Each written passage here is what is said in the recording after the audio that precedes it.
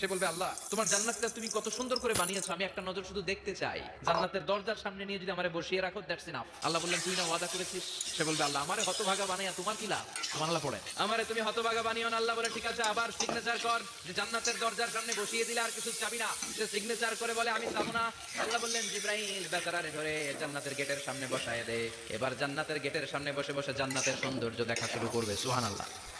ওই হতভাগা লোকটা বলবে আল্লাহ এত সুন্দর জান্নাত তুমি বানালা, চোখ দিয়ে সৌন্দর্য দেখি, কান দিয়ে আওয়াজগুলো শুনি, হুর আর গেলমান হেঁটে বেড়ায়, এত সুন্দর জান্নাত চোখ দিয়ে দেখি ঢুকতে পারি না, আমারে কষ্ট দিয়ে তোমার কি লাভ?